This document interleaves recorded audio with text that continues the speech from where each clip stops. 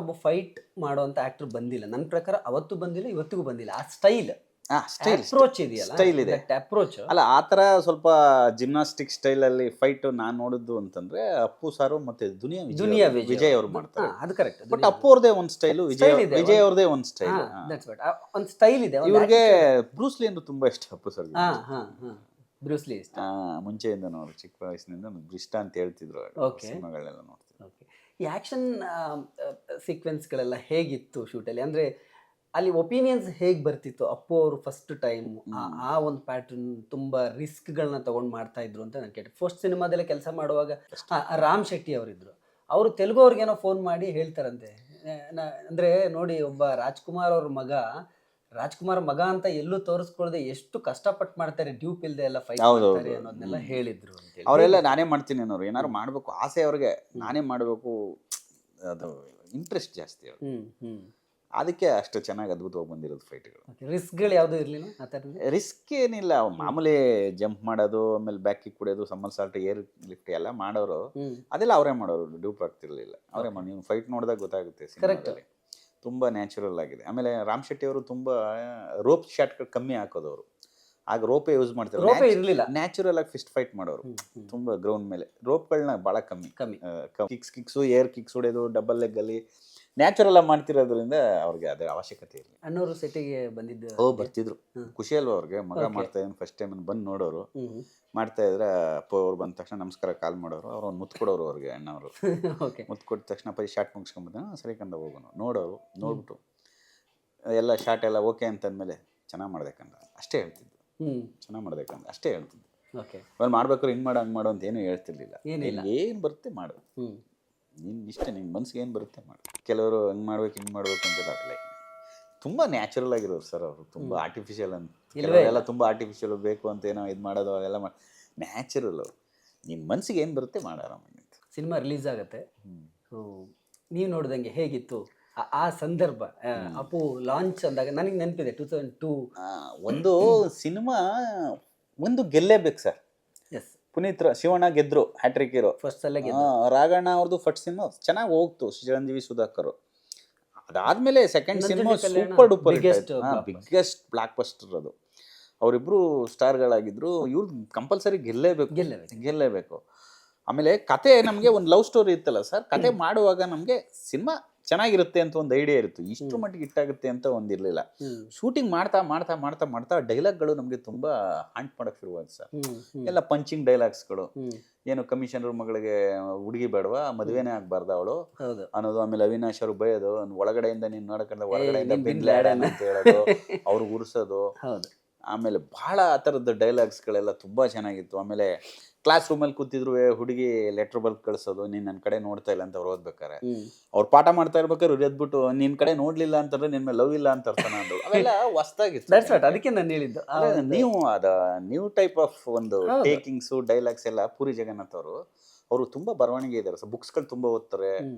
ಆಮೇಲೆ ಅವರು first director ಆಗೋದಕ್ಕೂ ಮುಂಚೆ ಸೀರಿಯಲ್ ಮಾಡ್ತಿದ್ರಂತೆ. ಆ ಸೀರಿಯಲ್ ಮಾಡುವಾಗ ಆ ಸೀರಿಯಲ್ಗಳಲ್ಲಿ ಅವ್ರಿಗೆ ಡೈಲಾಗ್ ತುಂಬಾ ಕಷ್ಟಪಟ್ಟೆಲ್ಲ ಬಡದು ಸೀರಿಯಲ್ ಮಾಡುವಂತ, ಅವಾಗ ಜನ ಇಷ್ಟಪಡಲಿಲ್ಲ ಅಂತೆ. ಕೆಲವು ಡೈಲಾಗ್ಗಳನ್ನೆಲ್ಲ ಅದನ್ನೆಲ್ಲ ನಾನು ಸಿನಿಮಾದಲ್ಲಿ ಮಾಡಿದೆ ಮಹೇಶ್, ಸಿನಿಮಾ ಜನ ಇಷ್ಟಪಟ್ಟರು ಅದನ್ನ ಅಂತ ಹೇಳ್ತಾರೆ. ತುಂಬಾ ಬುಕ್ಸ್ ಓದ್ತಾರೆ, ನ್ಯೂಸ್ ಪೇಪರ್ಗಳು ಓದ್ತಾರೆ. ಬೆಳಗ್ಗೆ ತೆಲುಗು ಪೇಪರ್ ಬಂದ್ರು ಒಂದ್ ಅಕ್ಷರನೂ ಬಿಡಲ್ಲ, ಸಾಯಂಕಾಲದವರೆಗೂ ಓದ್ತಾನೆ ಇರ್ತಾರೆ, ಫ್ರೀ ಇದ್ರೆ ತಗೊಂಡು ಓದ್ತಾ ಇರ್ತಾರೆ.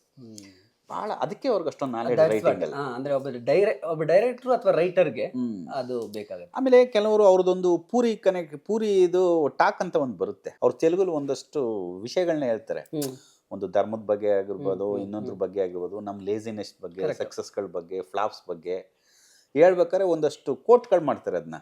ಅದನ್ನೆಲ್ಲ ನೋಡಿದಾಗ ನಾವು ಅನಲೈಸ್ ಮಾಡಿದಾಗ ಸತ್ಯ ಅನ್ಸುತ್ತೆ. ಅವರು ತುಂಬ ಬ್ರಿಲಿಯಂಟ್ ಡೈರೆಕ್ಟರ್. ಆಮೇಲೆ ಡೈರೆಕ್ಟರ್ ಅಂದ್ರೆ ಸಕ್ಸಸ್ ಫ್ಲಾಪ್ ಇದ್ದೇ ಇರುತ್ತೆ ಸರ್, ಬಟ್ ಹಂಗಂದ ತಕ್ಷಣ ಡೈರೆಕ್ಟರ್ನ ನಾವು ಇದು ಮಾಡೋಕ್ಕಾಗಲ್ಲ. ಈಗ ಅವ್ರು ಫ್ಲಾಪ್ ಇರ್ಬೋದು, but it's a very good director sir. ಗೀಕಿಂಗ್ಸ್ ಯಾವುದೋ ತಲೆ ಕೆಡಿಸ್ಕೊಳ್ಳಲ್ಲ, ಸಿಂಪಲ್ ಆಗಿ ಮಾಡ್ತಾರೆ. ನಿಮ್ಗೆ ಯಾಕೆ ಹೇಳ್ತೀರಾ, ರಾಜಮೌಳಿ ಅವರು ಹೇಳಿದ್ರು, ನನ್ನ ವೈಫ್ ಹೇಳ್ತಾರೆ, ನೀನು 60 ದಿನದಲ್ಲಿ ಶೂಟಿಂಗ್ ಮಾಡಿ ಪುರಿ ಜಗನ್ನಾಥ್ ಅವರು ನಿನ್ನಷ್ಟೇ ಬ್ಲಾಕ್ ಬಸ್ಟರ್ ಸಿನಿಮಾ ಮಾಡ್ತಾರೆ, ನೀನು 4 ವರ್ಷ 5 ವರ್ಷ ಮಾಡ್ತೀಯ, ಅವ್ರ ಹತ್ರ ಅಸ್ಟೆಂಟಾಗಿ ಸೇರ್ಕೊ ಅಂತಂದ್ರು. ನನ್ನ ಅಂತ ದೊಡ್ಡ ಡೈರೆಕ್ಟರ್ ಅವ್ರ ಬಗ್ಗೆ ಹಂಗೆ ಮಾತಾಡ್ತಾರೆ ಅಂತಲ್ಲ. ಆ ಡೈರೆಕ್ಟರ್ ಕ್ಯಾಲಿಬರ್ ನಾವು ಮೆಚ್ಚಲೇಬೇಕು. ಅವ್ರು ಪ್ರತಿಯೊಂದು ಸಿನಿಮಾ ನನಗೆ ಗೊತ್ತಿರಂಗೆ ಸರ್ 100 days ಒಳಗಡೆ ಮಾಡಿರ್ತಾರೆ, ಅದ್ರ ಮೇಲೆ ಮಾಡೋದೇ ಇಲ್ಲ. ಈಗೀಗ ಸ್ವಲ್ಪ ಜಾಸ್ತಿ ಆಗಿರ್ಬೋದೇನೋ, ಈಗ ಸ್ವಲ್ಪ ಯುವರಾಜನು ರೀಮೇಕ್ ಸಿನಿಮಾ ಅದು ಹೆಚ್ಚು ಕಮ್ಮಿ ಆಲ್ಮೋಸ್ಟ್ ಆಲ್ 150 to 60 ಡೇಸ್ ಒಳಗೆ ಮಾಡಿದ್ದು. ಅಪ್ಪು ಸ್ಟ್ರೈಟ್ ಸಿನಿಮಾ 53 ಡೇಸ್ ಅಲ್ಲಿ ಮುಗಿಸ್ತಿದ್ರು. ಅಪ್ಪು ಸ್ಟ್ರೈಟ್ ಆಮೇಲೆ ಅದನ್ನ ತೆಲುಗುಗೆ ಮಾಡಿದ್ರು. ತೆಲುಗು ಅವರೇ ಮಾಡ್ತಾರೆ, ಅವರೇ ಪ್ರೊಡಕ್ಷನ್ ಇಡಿಯಟ್ ಅಂತ ಅವರೇ ಪ್ರೊಡಕ್ಷನ್ ಡೈರೆಕ್ಷನ್ ಅವರೇ ಅಲ್ವಾ? ಅವರೇ ಡೈರೆಕ್ಷನ್ ಅವರೇ ಪ್ರೊಡ್ಯೂಸರ್. ಇಡಿಯಟ್. ಬಟ್ ಅದರಲ್ಲಿ ಅದರಲ್ಲಿ ಮೇನ್ ಕೀ ಅಥವಾ the show highlight of the show ಅಂತ ಹೇಳಿದ್ರೆ ಡೈಲಾಗ್ಸ್. ಹೌದು, ಡೈಲಾಗ್ಸ್. ಅಪ್ಪು ಅವ್ರದ್ದು dialogues simple dialogues, punching dialogues ಎಲ್ಲ. ಸುಚಿ ಸುಚಿ ಅಂತ ಹೇಳುವಾಗ ಹೇಳೋದು. ಆ ಮೇಲ್ಗಡೆ ಒಂದು ಜಂಪ್ ಮಾಡೋ ಸೀನ್ ಇದೆಲ್ಲ ಎಲ್ಲಿ ಶೂಟ್ ಮಾಡಿದ್ದು? MS ರಮಯ್ಯ ಕಾಲೇಜಲ್ಲಿ. ಅದೇ ಹೇಳ್ತಾಳೆ, ನೀನ್ ಅನ್ಕೊಂಡ್ರೆ ಇಷ್ಟೇ ಇಲ್ಲ, ಮೇಲಿನ ಕೆಳಗಡೆ ಬಿದ್ಬಿಡು ಅಂತ. ಆಯ್ತು ಬೀಳ್ತೀನಿ ಅಂತ ಟಕ್ ಅಂತ ಬಿದ್ದುಬಿಡ್ತಾಳೆ. ಶಾಖ ಬಂದು ನೋಡ್ತಾರೆ, ಆಮೇಲೆ ವಾಪಸ್ ಬರ್ತಾರೆ. ಯಾಕಲ್ಲ ನಾನು ಯೋಚನೆ ಮಾಡೋದು ಅರ್ಧದಾರಲ್ಲಿ, ಅಕಸ್ಮಾತ್ ನನ್ನ ಸೋತಾರೆ ನೀನು ಯಾರು ನೋಡ್ಕೊಂತಾರೆ ಅಂದಾಗ ಚಿಕ್ಕ ಡೈಲಾಗ್ ನಮಗೆ ಗೊತ್ತಿಲ್ಲ. ಅವೆಲ್ಲ ಎಷ್ಟು ಜನಕ್ಕೆ ಇಂಪ್ಯಾಕ್ಟ್ ಇದೆ ನೋಡಿ. ಅದು ಹೊಸ್ದಾಗಿತ್ತು ಎಲ್ರಿಗೂ. ಲವ್ ಸ್ಟೋರಿ, ನಾವು ಲವ್ ಸ್ಟೋರಿಗಳನ್ನ ಡಿಫ್ರೆಂಟಾಗಿ ಮಾಡ್ತೀವಿ ಅಂತ ಅನ್ಕೊಂತೀವಿ ಸರ್. ಆಮೇಲೆ ಮಾಮೂಲಿ ಹೀರೋ ಹೀರೋಯಿನ್ ಲವ್ ಮಾಡೋದು, ಫಾದರ್ ಒಪ್ಪದೇ ಇರೋದು ಎಲ್ಲ ಸಿನಿಮಾ ರೆಗ್ಯುಲರ್ ಪ್ಯಾಟ್ರನ್ನೇ. But the way of narration, the way of takings, ಅದನ್ನು ಯಾವ ರೀತಿ ಹೇಳ್ಬೇಕು ಅನ್ನೋದಿದೆಯಲ್ಲ, ಅದು ಮೋಸ್ಟ್ ಇಂಪಾರ್ಟೆಂಟ್. ಅದನ್ನು ಹೊಸ ರೀತಿಲಿ ಹೇಳಿದ್ರು. ನಾನು ಕನ್ನಡದಲ್ಲಿ ಆ ಥರದ್ದು 2 ಸೀನ್ ನೋಡಿದ್ದಂದ್ರೆ, ಒಂದು ಅಪ್ಪು ಅವ್ರದ್ದು ಜಂಪಿಂಗ್ ಸೀನು ಅರ್ಧಾಗ ಏನಾಗುತ್ತೆ ಅಂತ, ಇನ್ನೊಂದು ಸಿನಿಮಾದಲ್ಲಿ ಉಪೇಂದ್ರ ಅವರು ಮೇಲಿಂದ ಹಾರಿ ಕುರಿ ಮೇಲೆ ಬೀಳ್ತಾರೆ ಅದೊಂದು ಸೀನ್. ಅಂದ್ರೆ 2 ಆ್ಯಕ್ಚುಲ್ ಆಗಿ ಬೆಸ್ಟ್ ಸೀನ್ಸ್. ಅಂದ್ರೆ ಅದನ್ನ ಅವ್ರು ಕಂಪೋಸ್ ಮಾಡೋ ರೀತಿ ನನಗೆ, ಅವರು ಮೇಲಿನ ಬಿದ್ದಾಗ ಸತ್ತೋಗ್ಬಿಡ್ತಾನೆ ಇವರು ಅಂತ ಅನ್ಕೊಂಡಿರುತ್ತೆ. ಬಟ್ ಕುರಿಗಳಿಗೆಲ್ಲ ಏಟ್ ಆಗಿರುತ್ತೆ, ಅವ್ರು ಬದುಕಿರ್ತಾರೆ. That's right. ಅಂದ್ರೆ ಆ ವಿಭಿನ್ನವಾಗಿ ಥಿಂಕ್ ಮಾಡೋ ಇದು. ಒಬ್ಬ ಡೈರೆಕ್ಟರ್ ಉಪೇಂದ್ರ ಥರದವರು, ಪುರಿ ಜಗನ್ನಾಥ್ ಥರದವರು, ಆ ಥರದವ್ರು ಯೋಚನೆ ಮಾಡ್ತಾರೆ. ಸೊ ಅಪ್ಪು ಸಿನಿಮಾದಲ್ಲಿ ನೀವು ಅಸೋಸಿಯೇಟ್ ಆಗಿರ್ತೀರಿ. ಅದಾಗಿ 4-5ನೇ ಸಿನಿಮಾಗೆ ನೀವು ಅಪ್ಪುಗೆ ಡೈರೆಕ್ಟ್ ಮಾಡ್ತೀವಿ. ಸೊ ಆಕಾಶ ಸಿನಿಮಾ ನಿಮ್ಮ ಸಿನಿಮಾ, ಅವ್ರದ್ದು 5ನೇ ಸಿನಿಮಾ. ಆಲ್ರೆಡಿ 4 ಸಿನಿಮಾ ಓಡಿರುತ್ತೆ. 4 ಸಿನಿಮಾನು 100 ಡೇಸ್ ಆಗಿರುತ್ತೆ. ಮೌರ್ಯ ಆದ್ಮೇಲೆ ನೀವು ಡೈರೆಕ್ಟ್ ಮಾಡ್ತೀರಿ. ಅದ ಹೇಗೆ ಕೂಡ್ ಬಂತು? ಜನಾರ್ದನ್ ಮಾರ್ಶಿ ಅವರು ಆಕ್ಚುಲಿ ಸ್ಟೋರಿ ಬಂದು, ನಾನು ಅಪ್ಪು ಆದ್ಮೇಲೆ ರಾಘಣ್ಣ ಅವರು, ಅಪ್ಪು ನನಗೆ ಚೆನ್ನಾಗಿ ಕನೆಕ್ಟ್ ಆಗ್ಬಿಟ್ಟಿದ್ರು. ನೀನು ಸಿನಿಮಾ ಎಲ್ಲ ನೀವೇ ವರ್ಕ್ ಮಾಡ್ಬೇಕಂತೆ ಮಹೇಶ್ ಅಪ್ಪು ಕೇಳ್ತಾ ಇದ್ದಾರೆ ಅಂದ್ರು. ಅಪ್ಪು ನೋಡಿ, ಅವ್ರು ಉಪ್ಪು ಸರ್ ನಾನು ಕೇಳಕ್ಕೆ ಹಿಂಗೆ ಕೇಳೋದು ಅಂತ ಒಂದು ಮನಸ್ಸು. ರಾಘಣ್ಣಂಗೆ ಹೇಳಿದ್ರು. ರಾಘಣ್ಣ ನಾನು ಕೇಳಿದ್ರು, ನೀವೇ ವರ್ಕ್ ಮಾಡ್ಬೇಕು ಮಹೇಶ್ ನೆಕ್ಸ್ಟ್ ಸಿನಿಮಾಗಳಿಗೆಲ್ಲ ಅಪ್ಪುಗೆ, ನಿಮ್ಗೆ ಕಂಡ್ರೆ ಒಂಥರ ಇಂಟ್ರೆಸ್ಟ್ ಇಷ್ಟ ಅಪ್ಪುಗೆ ಅಂತ. ಸರಿ ಆಯ್ತು ಸರ್ ಮಾಡ್ತೀನಿ ಅಂದ್ರೆ, ಅದಾದ್ಮೇಲೆ ಅಭಿ ಮಾಡಿದೆ ಸೇಮ್ ಅವ್ರ ಕಂಪ್ನಿಲಿ. ಅದಾದ್ಮೇಲೆ ವೀರ ಕನ್ನಡಿಗ ಮಾಡಿದೆ, Telugu Mehar Ramesh director. 3 cinema production, Telugu producer Ramarao sir ಅಂತ. 3 ಸಿನಿಮಾ ಮಾಡಿದೆ. ಅದಾದ್ಮೇಲೆ ಓಂಕಾರ ಶಿವಮಣಿ ಅವ್ರದ್ದು ಒಂದು ಮಾಡಿದೆ, ರಾಮ ಇವ್ರದ್ದು RS ಪ್ರೊಡಕ್ಷನ್, ಉಪೇಂದ್ರ ಅಷ್ಟೇ ಲಾಸ್ಟ್ ಮಾಡೋದು. ಅದಾದ್ಮೇಲೆ ಅಪ್ಪು ಸರ್ಗೆ ಒಂದ್ಸಲ ಕತೆ ಹೇಳಿದ್ರು ತೆಲುಗು ರೈಟ್ರು. ಅದು ಯಾಕೋ ಟೇಕ್ ಆಫ್ ಆಗಿಲ್ಲ. ಅದು ಜನರಲ್ಲ ಮಾತಾಡ್ಬೇಕಾದ್ರೆ, ಮಹೇಶ್ ಒಂದು ಕತೆ ಇದೆ, ನೀವು ಫ್ಯಾಮಿಲಿ ಸಬ್ಜೆಕ್ಟು, ನೀವು ಮಾಡಿದ್ರೆ ಚೆನ್ನಾಗಿರುತ್ತೆ ಮಹೇಶ್, ನಾನು ರಾಘಣ್ಣಂಗೆ ಹೇಳ್ತೀನಿ ಒಂದ್ಸಲ ಕತೆ ಕೇಳಿ ಅಂತ. ಸರಿ ಆಯ್ತು ಹೇಳ್ತೀನಿ ಅಂದ್ರೆ, ಅದು ರಾಕ್ಲೈನ್ ವೆಂಕಟೇಶ್ ಹೇಳಿದ್ರು. ಅದನ್ನ ಅವ್ರು ಹೇಳ್ಸಿದ್ರು ಒಂದ್ಸಲ ಅಪ್ಪು. ಅದು ತುಂಬ ದಿನ ಆಗಿತ್ತು. ಕೊನೆಗೆ ಅವನ್ನ ರೈಟರ್ನ ಕರೆಸಿ ಕತೆ ನೋಡಿದ್ವಿ. ಅಂದರೆ ನಮ್ಮ ಮನೇಲಿ ಹೀಗೆ ಬರ್ದಿರ್ಬೇಕು ಅಂದರೆ, ಎಲ್ಲೋ ಕೇಳಿದ ಕತೆ ಯಾವುದೋ ಮೂಲೆಯಲ್ಲಿ ಅವ್ರಿಗೆ ಬಂದು ಅದನ್ನು ನನಗೆ ನೀವು ಮಾಡೋದು ಚೆನ್ನಾಗಿರುತ್ತೆ ಅಂತೇಳಿ ನಾನು ಎಕ್ಸ್ಪೆಕ್ಟೇಷನೇ ಇಲ್ಲ ಏನೂ. ಅವ್ರನ್ನ ಕರೆಸಿ ಕತೆ ಕೇಳಿ ಅದು ಓಕೆ ಆಗಿ ಇಮಿಡಿಯೇಟ್ ಆ ಕತೆ ಮನೆಗೆ ಹೇಳಿದ ತಕ್ಷಣ ಇಮಿಡಿಯೇಟ್ ಹೋಗಿ ಡೈಲಾಗ್ ಬರ್ಸಿ ವಿತಿನ್ 1 ಮಂತಲ್ಲಿ ನಾನು ಡೈರೆಕ್ಟ್ರು. 1 ತಿಂಗಳಲ್ಲಿ ಡೈರೆಕ್ಟರ್ ಆಯ್ತಲ್ಲ, within 1 month I am A director. ಅದೃಷ್ಟ. ಅದು ದೊಡ್ಡ ಬ್ಯಾನರು, ದೊಡ್ಡ ಹೀರೋ, ನಿಮ್ಮ ಫಸ್ಟ್ ಅಂತ ದಿಗ್ಗಜರು, ರಾಜ್ಕುಮಾರ್, ವರದಣ್ಣ ಅಂತವ್ರು, ಅವ್ರ ಮಧ್ಯೆ ಅವ್ರಿದ್ರು ಬೇರೆ. ಶಿವಣ್ಣ ಅವ್ರ ಖುಷಿ ನಾನು ಡೈರೆಕ್ಷನ್ ಮಾಡ್ತೀನಿ ಅಂದ ತಕ್ಷಣ ಪ್ರತಿಯೊಬ್ಬರಿಗೂ, ನನಗೊಬ್ಬನಿಗೆ ಅಂತಲ್ಲ ಪ್ರತಿಯೊಬ್ಬರಿಗೂ ಏನದೇ ಮಾಡೋ ಚೆನ್ನಾಗಾಗ್ತಾ ಮಾಡಮ್ಮ ಅಂತೆಲ್ಲ ಕೆಡ್ಸ್ಕೊಬೇಡ. ಈ ಕತೆ ಹೇಳಕ್ಕೆ ಯಾರು ಬಂದರೂ ಕೂಡ ಅವ್ರಿಗೆಲ್ಲ ಚೆನ್ನಾಗಿಲ್ಲ ಅಂತ ಹೇಳಲ್ಲ, ಒಂಚೂರು ಕತೆ ಚೇಂಜ್ ಮಾಡಮ್ಮ ಚೆನ್ನಾಗಿರುತ್ತೆ, ಏನು ತಲೆ ಕೆಡ್ಸ್ಕೊಡಮ್ಮ ನಾವು ಹೋಗು ಅಂತಾರೆ. ಎಲ್ಲ ಡೈರೆಕ್ಟ್ರು ಹೊಸಬ್ರು ಹಳಬರು ಎಲ್ರಿಗೂ ಅವೈಲಬಿಲಿಟಿ ಇರೋ ಹೀರೋ ಅಂದ್ರೆ ಅವರೇ ಶಿವಣ್ಣ. Positive energy. ಹಂಗೆ 1 ತಿಂಗಳಲ್ಲಿ ನಾನು ಡೈರೆಕ್ಟರ್ ಆದೆ ಸಿನಿಮಾಗೆ. ಟೈಟ್ಲ್ ಕೊಟ್ಟದ್ದು ಶಿವಣ್ಣನೇ ನನಗೆ, ಆಕಾಶ್ ಸ್ಕೈಸ್ ದ ಲಿಮಿಟ್ ಅಂತ. ಚೆನ್ನಾಗಿರುತ್ತೆ ಕಣ, ಮಿಡಲ್ ಕ್ಲಾಸ್ ಫ್ಯಾಮಿಲಿಗೆ ಆಕಾಶ ಅಂತ. ಕೆಲವರೆಲ್ಲ ಸಾಫ್ಟ್ ಟೈಟ್ಲ್ ಅಂದರು, ತುಂಬ ಸಾಫ್ಟ್ ಟೈಟ್ಲು, ಸ್ವಲ್ಪ ಕಾಮಿಡಿ ಸಿನಿಮಾ ಅಂತ ಬಿಗಿನಿಂಗ್ ಗೊತ್ತಲ್ಲ ಸರ್, ಯಾರು ಮಾತಾಡ್ಕೊಂತಾರೆ. ಆಮೇಲೆ ಬೇಸಿಕಲಿ ನನ್ನ ಮಹೇಶ್ ಬಾಬು ಅಂತ ಹೆಸರಿರೋದಕ್ಕೆ ತೆಲುಗು ಡೈರೆಕ್ಟರ್ ಅಂತ ಒಂದು ಪತ್ರಿಕೆಯಲ್ಲಿ ಬರ್ದಿದ್ರು. ಬಾಬು ಅನ್ನೋ ಹೆಸರಿರೋದ್ರಿಂದ ಪತ್ರಿಕೆಯಲ್ಲಿ ಬರ್ದಿದ್ರು, ತೆಲುಗು ಡೈರೆಕ್ಟರ್ ಹಾಕೊಂಡು ಮಾಡ್ತಿದ್ರೆ ಕನ್ನಡ ಡೈರೆಕ್ಟರ್ ಇಲ್ವಾ ಯಾರಿಗೂ ಅಂತ. ಅಂದರೆ ಅದನ್ನ ಕುಲಂಕುಷವಾಗಿ ಯಾರು ಏನು ಅಂತ ಅದನ್ನ ಸ್ಟಡಿ ಮಾಡದೆ ಬರ್ದಿದ್ರು ಅರ್ಜೆನ್ಸಿಯಲ್ಲಿ. ಅದೆಲ್ಲ ನಾವು ತಲೆ ಕೆಡ್ಸ್ಕೊಂಡಿಲ್ಲ. ನಮ್ಗೇನು ಸಿನಿಮಾ ಮಾಡ್ಬೇಕಷ್ಟೇ, ನಮ್ಮ ಬಗ್ಗೆ ಯಾರು ಬೈತಾರೆ ಯಾರು ಬರೀತಾರೆ ಅವೆಲ್ಲ ನಾವು ತಲೆ ಕೆಡ್ಸ್ಕೊಂಡು. ಅವಾಗ ನೀವು ಆಕಾಶ್ ಸಿನಿಮಾ ಮಾಡುವಾಗ ವರದಣ್ಣ ಇದ್ರು, ರಾಜ್ಕುಮಾರ್ ಅವರಿದ್ರು. ಸೊ ಬಹುಶಃ ಅದಾದ್ಮೇಲೆ ಅರಸು ಲಾಸ್ಟ್ ಸಿನಿಮಾ ವರದಣ್ಣ ಅವ್ರ ಕತೆ ಕೇಳಿದ್ದು ನನಗೆ ಗೊತ್ತಿರೋ ಮಾಹಿತಿ. ಅಣ್ಣ ಅವರು ವರದಣ್ಣ ಇಬ್ರದ್ದು ಲಾಸ್ಟ್ ಸಿನಿಮಾ ಅವ್ರ ಕತೆ ಕೇಳಿದ್ದು. ಅಣ್ಣ ಅವ್ರು ಮುಹೂರ್ತ ಮಾಡಿ ತೀರ್ಕೊಂಡ್ಬಿಟ್ಟು ಕತೆ ಫೈನಲ್ ಮಾಡಿ ತೀರ್ಕೊಳ್ತಾರೆ. ಸಿನಿಮಾ ರಿಲೀಸ್ ಆದಾಗ ಇಬ್ರು ಇರಲ್ಲ. ಸೊ ಏನು ನೆನಪಿದೆ ಆಕಾಶ್ ಸಿನಿಮಾದ ಕತೆ ಕೇಳುವಾಗ ಹೇಗಿತ್ತು ವರ್ಧಣ್ಣ ರಾಜ್ಕುಮಾರ್? ಕತೆ ಕೇಳಿದ ತಕ್ಷಣ ವರ್ಧಣ್ಣ, ರಾಜ್ಕುಮಾರ್ ಅವರು, ರಾಘಣ್ಣ, ನಾನು 4 ಜನ. ಅಪ್ಪು ಸರ್ ಕತೆ ಲೈನ್ ಗೊತ್ತಿತ್ತು, ನಾನು ಆಮೇಲೆ ಹೇಳ್ತೀನಿ ಸರ್ ಅಂತ ಹೇಳಿದ್ದೆ. ಅವ್ರು ಶೂಟಿಂಗಲ್ಲಿ ಬಿಸಿ ಇದ್ರು, ಬೇರೆ ಅದು ಮೌರ್ಯ ಏನೋ ಶೂಟ್ ಮಾಡ್ತಿದ್ರು. ಆ ಟೈಮಲ್ಲಿ ಕತೆ ಕೇಳಿದ್ವಿ. ಕೇಳಿದ ತಕ್ಷಣ ವರ್ಧಣ್ಣ ತುಂಬ ಚೆನ್ನಾಗಿದೆ, ಡೈಲಾಗ್ ಬರ್ಸ್ಬಿಡಿ ಸಿನಿಮಾಗೆ ಅಂದ್ರು. ಒಂದು ಕರೆಕ್ಷನ್ ಹೇಳಿಲ್ಲ. ಕತೆ ಕತೆ ಕೇಳಿದ ತಕ್ಷಣ ಕರೆಕ್ಷನ್ ಏನು ಹೇಳಿಲ್ಲ. ಕೇಳ್ಬಿಟ್ಟು ಬಂದು ಡೈಲಾಗ್ ಬರ್ಸ್ಬಿಡುಕಂತ, ಚೆನ್ನಾಗಿದೆ ಡೈಲಾಗ್ ಬರ್ಸ್ಬಿಟ್ಟು ನಾವು ಡಿಸೈಡ್ ಮಾಡೋಣ. ಆಮೇಲೆ ಡೈಲಾಗ್ನ MS ರಮೇಶ್ ಅವ್ರ ಕೈಲೇ ಬರ್ಸ್ತೀವಿ. ಇಮಿಡಿಯೇಟು ಒಂದೇ ರೀಡಿಂಗ್ ಓಕೆ ಆಯಿತು. ಅಪ್ಪು ಪಿಕ್ಚರು ಆಕಾಶ್ ಎರಡು ಒಂದೇ ರೀಡಿಂಗ್, ನನಗೆ ಗೊತ್ತಿರಂಗೆ ನಾನು ಹೋದ್ಮೇಲೆ ಅಲ್ಲಿ ಒಂದೇ ರೀಡಿಂಗ್ ಓಕೆ ಆಯಿತು. ಇನ್ನು ಮಿಕ್ಕದೆಲ್ಲ ಒಂದು ರೀಡಿಂಗು 1, 2, 3 ಆ ಥರ ಇರೋದು. ಅಪ್ಪು ಮತ್ತು ಆಕಾಶ್ ಎರಡು ಒಂದೊಂದೇ ರೀಡಿಂಗ್ ಓಕೆ. ಫಸ್ಟ್ ಹಾಫ್ ಒಂದಿನ ಕೇಳ್ತಾರೆ, ಸೆಕೆಂಡ್ ಹಾಫ್ ಒಂದಿನ ಕೇಳ್ತಾರೆ. ಓಕೆ. ವರ್ಧಣ್ಣಂಗೆ ನಾನು ಡೈರೆಕ್ಟರ್ ಅಂತ ಗೊತ್ತಿಲ್ಲ, ಗೊತ್ತಿಲ್ಲ, ಇನ್ನೂ ಗೊತ್ತಿಲ್ಲ. ಮನೆಯವ್ರಿಗೆಲ್ಲ ಇಷ್ಟ. ಅಮ್ಮ ಅವರು ನಾನು ಮಹೇಶನ್ ಕೆಲೆ ಮಾಡ್ಸೋಣ ಅಂತ ಅಪ್ಪು ಅವರು, ಅಣ್ಣ ಅವ್ರು ರಾಘಣ್ಣ ವರ್ಧಣ್ಣಂಗೆ ಒಂದು ಮಾತು ಹೇಳ್ಬಿಡ್ತೀನಿ ಅಂದರು. ಹೇಳಿ ಸರ್ ಅಂತಂದೆ. ಅಂದ್ರೆ ರಾಘಣ್ಣಂಗೆ ಗೊತ್ತಿತ್ತು, ಪಾರ್ವತಮ್ಮ ಅವ್ರಿಗೆ ಗೊತ್ತಿತ್ತು, ವರ್ಧಣ್ಣಂಗೆ ಒಂದು ಮಾತು ಹೇಳ್ಬಿಡ್ತೀನಿ, ಎಲ್ಲ ಪ್ರಿಪೇರ್ ಆಗಿದ್ರು. ಏನಂತಾರೆ ಬೇಜಾರು ಮಾಡ್ಕೊಡಿ ಏನಾರು ಅಂದ್ರೆ ಇಲ್ಲ ಸರ್ ಏನು ಪರವಾಗಿಲ್ಲ ಅಂದೆ. ಅವ್ರು ಹೋಗಿ ಕತೆ ಹೇಳಿ ಹಿಂಗೆ ಹೊಸ ಡೈರೆಕ್ಟರ್ಗಳ ಕೆಲ ಮಾಡ್ಸೋಣ ಅನ್ಕೊಂಡಿದ್ದೀವಿ ಅಪ್ಪಾಜಿ ಕತೆನ, ಹೆಂಗಿದೆ ಕತೆ ಅಂದಾಗ ತುಂಬ ಅದ್ಭುತವಾಗಿದೆ ಯಾಕಂದ್ರೆ ಅಪ್ಪು ಒಳ್ಳೆ ಸಿನಿಮಾ ಆಗುತ್ತೆ ಇದು ಅಂದರು. ನಾನು ಇದನ್ನು ಹೊಸ ಡೈರೆಕ್ಟರ್ ಕೆಲ ಮಾಡ್ಸೋಣ ಅನ್ಕೊಂಡಿದ್ದೀವಿ ಅಪ್ಪಾಜಿ ಅಂದರು. ಯಾರು? ನಮ್ಮ ಮಹೇಶ ಅಂದವ್ರೆ. ಅಂದರೆ ಮೂರು ಸಿನಿಮಾದಲ್ಲೂ ಡಿಸ್ಕಷನ್ ನಾನು ಅಲ್ಲಿ ಇರ್ತಿದ್ದೆ.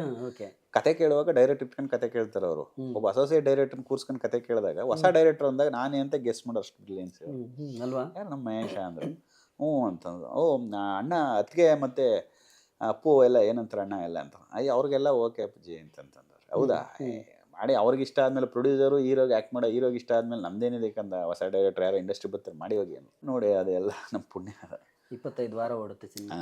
ಅವ್ರು ಹೇಳಿದ್ರು ಒಂದು ಡಬಲ್ ಪಾಸಿಟಿವ್ ತೋರಿಸ್ತೆ ಅವ್ರಿಗೆ. ಇನ್ನೂ ರೀ ರೆಕಾರ್ಡಿಂಗ್ ಮಾಡಿಸಿರ್ಲಿಲ್ಲ. ಎಡಿಟ್ ಮಾಡಿ ಡಬಲ್ ಪಾಸಿಟಿವ್ ತೋರಿಸ್ತೆ, ಡೈಲಾಗ್ ಡಬ್ ಮಾಡಿ ಫೈನಲ್ ಟ್ರಿಮ್ ಮಾಡಿ ತೋರಿಸ್ತೆ. ವಜೇಶ್ವರಿ ಕೆಳಗಡೆ ರಾತ್ರಿ 7:30 ನೋಡ್ತಾ ಇದ್ದೆ ನಾನು, ರಾಘಣ್ಣ, ವರ್ಧಣ್ಣ 3 ಜನ ನೋಡ್ತಾ ಇದ್ದೀವಿ. ಅವ್ರು ನೋಡ್ತಾ ಇದ್ದಾಗೆ ನನಗೆ ಒಂಥರ ಮುಜುಗರ, ಎಲ್ಲಿ ಚೆನ್ನಾಗಿಲ್ಲ ಅಂದ್ಬಿಡ್ತಾರೋ, ಏನಾದ್ರು ಡಬ್ಬ ಥರ ತೆಗ್ದಿದ್ದೀನಿ ನಾನು ಅಂತ ಫೀಲಿಂಗು. ಇದು ಓಡೋಗ್ಬಿಡ್ಲ ಆಚೆಗೆ ಅನ್ನೋ ಒಂದು ಫೀಲಿಂಗ್. ಕೊನೆಗೆ ಸಿನಿಮಾ ನೋಡಿದ್ರು. ಎಲ್ಲಿ ನೋಡಿದ್ರು? ವಜೇಶ್ವರಿ ಕೆಳಗೆ TV ಹಾಕೊಂಡು ನೋಡಿದ್ವಿ. ಬಾತ್ರೂಮ್ಗೆ ಹೋಗಿ ಬಂದ್ಮೇಲೆ ಟೀ ಕುಡಿಯೋಣ ಅಂದರು. ಟೀ ಕುಡಿದು ನನಗೆ ಟೀ ಹಾಳಾಗೋಲ್ಲ, ಅಟ್ಲೀಸ್ಟ್ ಹೆಂಗಿದೆ ಏನು ಅಂತ ಹೇಳಿದ್ರೆ ನಮಗೊಂದು ಖುಷಿ ಆಗುತ್ತೆ, ಏನು ಹೇಳ್ತಾರೋ ಏನು ಅಂತಿದ್ದೆ. ಅರ್ಧ ಗಂಟೆ ಏನು ಹೇಳಲಿಲ್ಲ. ಯಾವ ಸಿನಿಮಾ ನೋಡಿದ್ರಿ ಮಹೇಶ್ ಅವರೇ? ಅದು ಇದು ಅಂತ ಜನರಲ್ಲ ಮಾತಾಡ್ತಾರೆ, ಇಮಿಡಿಯೇಟ್ ಏನು ಡಿಸಿಷನ್ ಹೇಳಲ್ಲ. ಅದಾದ್ಮೇಲೆ ಈಗ ಸಿನಿಮಾ ನೋಡಿದ್ನಲ್ಲ ಮಹೇಶ್ ಅವರೇ ಅಂದರು. ಸರ್ ಹೇಳಿ ಅಂದೆ. ತುಂಬ ಚೆನ್ನಾಗಿ ಮಾಡಿದ್ದೀರಾ ಅಂದರು. ತುಂಬ ಚೆನ್ನಾಗಿ ಮಾಡಿದ್ದೀರಾ, ನೀಟಾಗಿದೆ. ಆದರೆ ಒಂದೇ ಒಂದು ನನಗೆ ಬೇಕು ಅನ್ನಿಸ್ತು ಅಂದರು. ನಾನು ಏನಪ್ಪ ಏನಾರು ಮಿಸ್ ಮಾಡ್ಬಿಟ್ಟಿದ್ದೀನಿ ಅಂತ ಅವ್ರು ಹೇಳಿದ್ರು. ಡಿಸ್ಕಷನಲ್ಲಿ ನಾವೇನು ಅಂದ್ಕೊಂಡಿಲ್ಲ. ಮದುವೆ ಮಾಡ್ತಾ ಇದ್ದೀವಿ ಹೀರೋಯಿನ್ಗೆ, ಮದುವೆ ಹುಡುಗನ ಎಲ್ಲೂ ರಿಜಿಸ್ಟರ್ ಮಾಡಿಲ್ಲ, 1-2 ಶಾರ್ಟಲ್ಲಿ ರಿಜಿಸ್ಟರ್ ಮಾಡ್ಬಿಡಿ ಕ್ಲೈಮ್ಯಾಕ್ಸಲ್ಲಿ ಅಂದರು. ಮಾಡ್ತೀನಿ ನಾಳೆ ಬನ್ನಿ ಮನೆಗೆ ಮಾತಾಡೋಣ ಅಂದರು. ಇಲ್ಲ ನನಗೆ ಈಗಲೇ ಐಡಿಯಾ ಬಂತು ಹೇಳ್ಬಿಡ್ತೀನಿ ಅಂದೆ. ಹೇಳಿ ಅಂದರು. ಅಪ್ಪು ಅವ್ರು ಶೂಟ್ ಮಾಡೋಕೆ ಹೋಗ್ತಾರೆ, ಅವನಿಗೆ ದೃಷ್ಟಿ ಬೊಟ್ಟು ಇಕ್ಬಿಟ್ಟು ಹಾರ ಹಾಕ್ಬಿಟ್ಟು ಬರ್ತಾರೆ, ಅಂದ್ಬಿಟ್ಟು ಆಮೇಲೆ ಹೀರೋಯಿನ್ ರೂಮ್ಗೆ ಹೋಗ್ತಾರೆ. ಸಾಕಷ್ಟು ಮಾಡಿ ಅಂದರು. ಅಷ್ಟೇ ಹೇಳಿದ್ದು. ಕರೆಕ್ಟಾಗಿದೆ ರೀ, ಹಂಗೆ ಮಾಡಿ ಅಂದರು. ನಾಳೆನೇ ಇಮಿಡಿಯೇಟ್ ನೈಟೇ ಫೋನ್ ಮಾಡಿ ಜನನ ನಾಳೆ ಅವರ ರಿಲೇಷನ್ದು ಒಂದು ಚೌಲ್ಟ್ರಿ ಇದೆ ಅಲ್ಲಿ, ಗೌರಿಶಂಕರ ಚೌಲ್ಟ್ರಿ ಅಂತ. ಇಮಿಡಿಯೇಟ್ ಅಲ್ಲೇ ಮಾಡಿದೆ ನಾನು, ವೆಸ್ಟ್ ಆಫ್ ಕಾಟ್ ರೋಡಲ್ಲಿ. ಇಮಿಡಿಯೇಟ್ ನಾಳೆನೇ ಮಾಡಿಬಿಟ್ಟೆ. ಇಮಿಡಿಯೇಟ್ ಜಾಯ್ನ್ ಮಾಡಿ ತೋರಿಸ್ಬಿಟ್ಟೆ ಅವ್ರಿಗೆ. ಕರೆಕ್ಟಾಗಿದೆ ರೀ ಈಗ ಅಂದರು. ಅಷ್ಟೇ ಹೇಳಿದ್ದು. ಆಮೇಲೆ ಸಿನಿಮಾ ಎಲ್ಲ ಪ್ರಿಂಟ್ ಎಲ್ಲ ತಂದು ತೋರಿಸ್ಮೇಲೆ ವರ್ಧಣ್ಣ ಅವರು, ನಾನು, ಆಮೇಲೆ ಧಿರೇನು, ವಿನಯ್, ಆಮೇಲೆ ಯುವ ರಾಜ್ಕುಮಾರ್ ಈಗಿದಾರಲ್ಲ, ಅವರ ಚಿಕ್ಕ ಹುಡುಗರಾಗ ಅವರೆಲ್ಲ ನೋಡಿದ್ರು, ಜೊತೆಲಿ ನೋಡಿದ್ರು. ಆಮೇಲೆ ವರ್ಧಣ್ಣ ಅವರ ಸಿಸ್ಟರ್ ಮಗ ಒಬ್ರು ಡಿಸ್ಟ್ರಿಬ್ಯೂಟರ್ ಆಫೀಸಲ್ಲಿ ಕೆಲಸ ಮಾಡ್ತಿದ್ರು, ಅವರು ಅಲ್ಲಿ ನೋಡ್ಕೊಳ್ಳೋರು ಹುಬ್ಳಿಯಲ್ಲಿ, ಸತೀಶ್ ಅಂತ ಮೇಬಿ ಅವ್ರ ಹೆಸರು. ಅವರು ಬಂದಾಗ ಕೇಳಿದ್ರು, ನೋಡಿದವರು ನೋಡ್ತಾ ಹೆಂಗಿದೆಯೋ ಸತೀಶ್ ಆ ಸಿನಿಮಾ ಅಂದರು. ಸಿಲ್ವರ್ ಜುಬ್ಲಿ ಹೋಗುತ್ತೆ ಅಂದವರು. ಅವ್ರು ವರ್ಧಣ್ಣ ಏನು ಹೇಳ, ನೋಡ್ರಿ ಅವನೇ ಆಡಿಯನ್ಸು, ಅವ್ನು ಹೇಳಿದ್ದೇನೆ ನೋಡಿ ಹಂಗೆ ಹೋಗುತ್ತೆ ಸಿಲ್ವರ್ ಜುಬ್ಲಿ ಅಂದರು. ಹಂಗೆ ಆಯ್ತು ಸರ್. ಇನ್ನೂರು 200 ಡೇಸ್ ಹೋಯ್ತು. 25 ವಾರ ಕ್ರಾಸ್ ಮಾಡಿದ್ರೆ ಆಯ್ತು, 20 ಡೇಸ್ ಓಡುತ್ತೆ ಅಂತಂದು.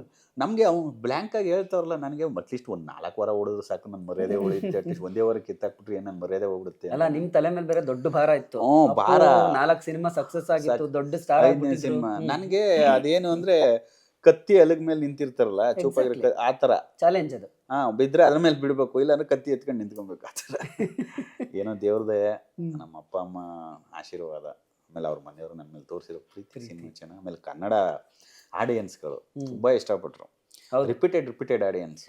ಆಮೇಲೆ ಪಟ್ನಾಯಕ್ ಅವ್ರ ಸಾಂಗು, ಪಟ್ನಾಯಕ್ ಅವರ ಮ್ಯೂಸಿಕ್ ಇದೆಯಲ್ಲ, ಅದರಲ್ಲಿ 2 ಸಾಂಗು ಅದ್ಭುತವಾಗಿ ಕ್ಷಣ ಅಂತ ಟಿಲ್ ಟುಡೇ ಒಂದು ಕ್ಲಾಸಿಕ್ ಸಾಂಗ್. 2-3 ಹಾಡುಗಳು ಮಾತ್ರ ಇವತ್ತಿಗೂ ಹಾಂಟ್ ಮಾಡುತ್ತೆ. ನೀನೇ ಇರ್ಬೋದು, ನೀವು ಹೇಳಿದ್ರಲ್ಲ ಆಹಾ ಎಂತ ಕ್ಷಣ, ಅದ್ಭುತ. ಅದರದ್ದು ಇನ್ನೊಂದು ಪ್ಯಾಥೋ ಬಿಟ್ಟು ವರ್ಷನ್ ಇದೆ, ಅದು ಹೌದೌದು. ತುಂಬಾ ಲಿರಿಕ್ಸ್ ತುಂಬಾ ಚೆನ್ನಾಗಿದೆ. ಹೌದು, ತುಂಬಾ ಕಲ್ಯಾಣ್ ಅವ್ರು ಹಿಡಿಯುತ್ತೆ ಬರೆದಿದ್ದು, 3 ಮನಸ್ಸಿಗೆ ಸಾಂಗು ತುಂಬಾ. ಕಲ್ಯಾಣ್ ಅವ್ರು ಬರೆದಿದ್ದು. ನಾನು ನಿರ್ದೇಶಕ ಮಹೇಶ್ ಬಾಬು ಮಾತಾಡ್ತಾ ಇದ್ದೀನಿ. ಡೈಲಿ ಮಾಧ್ಯಮ ಅನ್ನೋ ಒಂದು ಯೂಟ್ಯೂಬ್ ಚಾನಲು ಸಿನಿಮಾ ಎಂಟರ್ಟೈನ್ಮೆಂಟ್ ಅಲ್ಲದೆ ಹಲವಾರು ಮಾಹಿತಿಗಳನ್ನ, ಸಿನಿಮಾದ ಹೊರಗಡೆ ಒಳಗಡೆ ಇರೋಂಥ ಮಾಹಿತಿಗಳನ್ನ ನಿಮಗೆ ತಲುಪಿಸುವಂಥ ಒಂದು ಮಾಧ್ಯಮ ಅದು ಡೈಲಿ ಮಾಧ್ಯಮ ಅಂತ. ಅದನ್ನು ನೀವು ಸಬ್ಸ್ಕ್ರೈಬ್ ಮಾಡಿ, ಫಾಲೋ ಮಾಡಿ ಅಂತ ಕೇಳೋಕ್ಕೆ ಇಷ್ಟಪಡ್ತೀನಿ.